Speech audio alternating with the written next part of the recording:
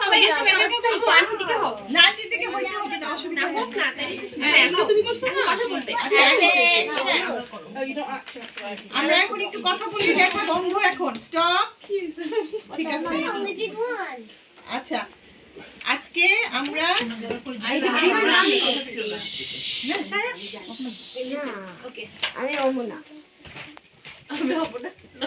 দিবস এবং আন্তর্জাতিক মাতৃভাষা দিবসকে শ্রদ্ধা রেখে আজকের এই উদ্যোগ ভাষার মাসে আমরা বাংলা শিক্ষা কার্যক্রমটা শুরু করব। অফিসিয়ালি এবং ফর্মাল যে ক্লাসগুলো হবে সেটা আমরা রোজা এবং ঈদকে মাথায় রেখে এপ্রিলের 3rd উইক থেকে শুরু করবো এবং ভেন্যুটাও ঠিক করা আছে। আজকে শুধুমাত্র একটা ঘরোয়া আয়োজনের মাধ্যমে আমরা এটা কার্যক্রমটা সূচনা করছি মাত্র। তো সবার সহযোগিতা এবং যারা আজকে এসছেন এখানে সম্মানিত অভিভাবক তাদের সন্তানদেরকে নিয়ে, তাদের প্রতি বিশেষ কৃতজ্ঞতা। স্টোকন ট্রেন্টে কোনো বাংলা শেখার কোনো কার্যক্রম নাই এবং বাংলাদেশিদের কোনো এরকমের পরিবার বাবা মা সন্তানদেরকে নিয়ে আসবে এবং বাংলা সংস্কৃতিটাকে শিখবে, বুঝবে, ধারণ করবে এরকমের কোনো উদ্যোগ আমি আমার 11 বছরের এই প্রবাস জীবনে দেখি নাই। তো সেই মানে অভাবটা থেকে আমার মনে হয়েছে যে বাংলাদেশি হিসেবে আমাদের একটা দায়বদ্ধতা আছে আমাদের সন্তানদেরকে বাংলা ভাষা শেখানো, দেশটা সম্পর্কে জানানো। এই দায়বদ্ধতা থেকেই আমাদের এই উদ্যোগ।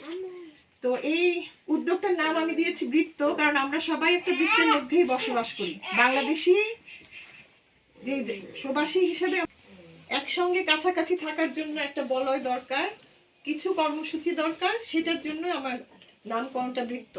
তো এই বৃত্তটা আসলে আমাদের সবার সংগঠন, আমরা যারা এটা এগিয়ে যাবে আমি আশা করছি।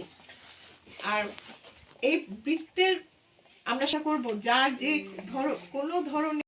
আমার নাম হচ্ছে অনুপ কুমার সাহা, আমি বাবা মা আর বোনের সাথে থাকি। অধিকারী আমার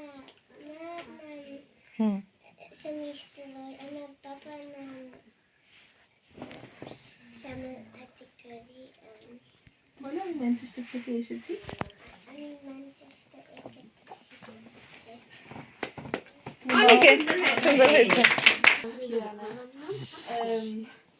আমার মা নাম শর্মিষ্ঠা রয়, আমার আচ্ছা এবং তুমি বলা লাগবে না, আমার বাবার নাম বলো। হ্যাঁ, আমার বাবার নাম শ্যামল অধিকারী। আমি আমি যা খুশি বলি না, যা মনে করে তাই বলি। এটা মনে কর, তারপর বলো তুমি বাংলা গান শিখছো, রবীন্দ্রসঙ্গীত শিখছো, এগুলো বলো। আমি গান করছি, নাচ করি, তারপর কবিতা শিখো। আমি কবিতা শিখছি। আচ্ছা ঠিক আছে। লাস্ট লাইন এটা ইংলিশে লিখে দিলাম, ভালোবাসি।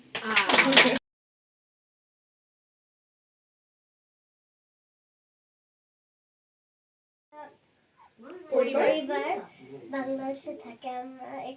আমরা ইংল্যান্ড ইউকেতে এসেছি আমাদের এডুকেশনের জন্য। আমার নাম, তোমার নাম বলো আফসা। আমার নাম তোমার আব্বুর নাম, বাবার নাম।